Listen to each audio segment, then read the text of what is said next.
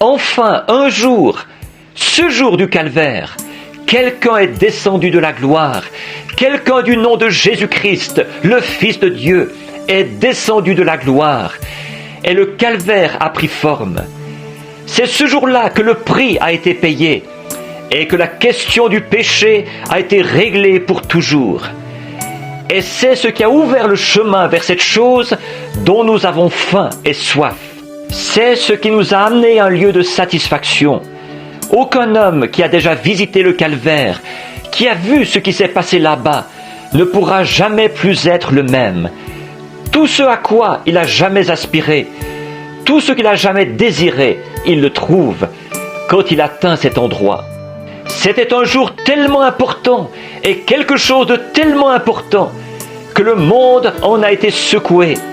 Le monde en a été secoué, secoué comme il ne l'avait jamais été auparavant. Quand Jésus est mort au calvaire et qu'il a réglé la question du péché, ce monde de péché a été plongé dans l'obscurité. Le soleil s'est couché au milieu du jour. Il a eu un effondrement nerveux. Les rochers ont été secoués. Les montagnes se sont fondues. Et d'un coup, les cadavres sont sortis de la tombe. Qu'est-ce que cela a eu pour conséquence? Dieu s'est dirigé droit sur le calvaire. Il a blessé pour toujours cet animal appelé Satan. Depuis lors, celui-ci est plus méchant, parce que c'est ce qui a apporté la lumière à la race humaine.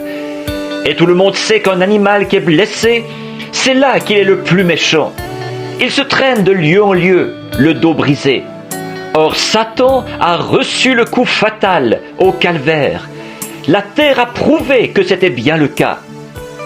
Le plus grand prix qui ait jamais été payé, le seul qui pouvait le payer est venu le payer au calvaire. C'est là que le grand prix a été payé. Voilà un des points. Dieu avait exigé ça. Aucun homme n'en était digne. Aucun homme n'en était capable. Aucun homme ne pouvait le faire. Alors Dieu est venu lui-même, il s'est fait homme, il a vécu une vie humaine, sujette aux désirs humains, et il a été crucifié au calvaire. Et là, alors que Satan pensait qu'il ne le ferait pas, qu'il n'irait pas jusqu'au bout, il a supporté Gethsémane et toutes les tentations que n'importe quel homme a jamais supportées. Il a supporté tout ça, exactement comme tous les hommes, mais il a payé le prix. Et c'est ce qui a plongé la terre dans l'obscurité. C'était comme une anesthésie pour une opération. Quand un médecin anesthésie un homme avant de l'opérer, il l'assomme d'abord. Et quand Dieu a pratiqué l'opération pour l'Église, le monde a reçu une anesthésie. La nature a eu une convulsion. Ça n'a rien d'étonnant.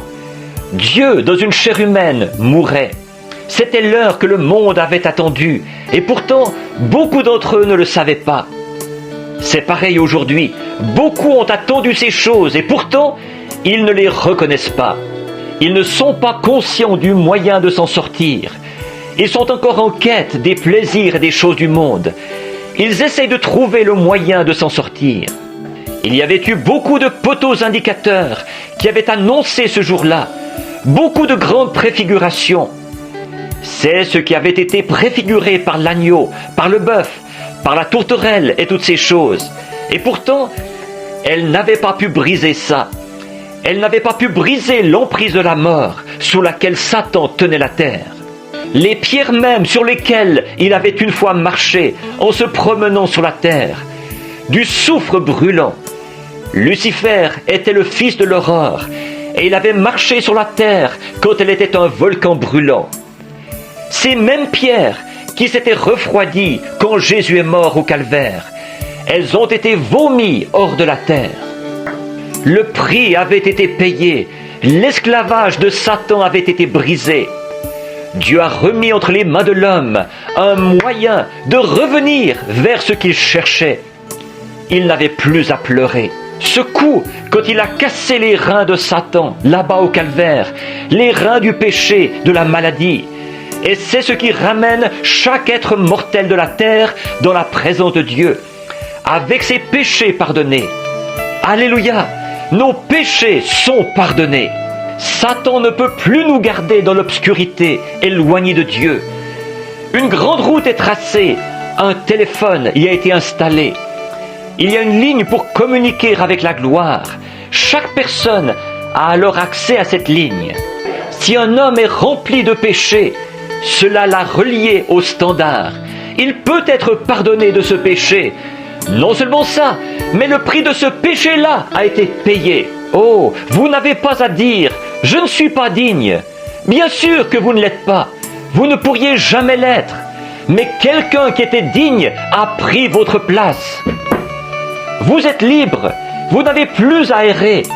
Vous n'avez pas à être un homme en quête de plaisir ici sur terre. Car il y a une source remplie du sang, des veines d'Emmanuel.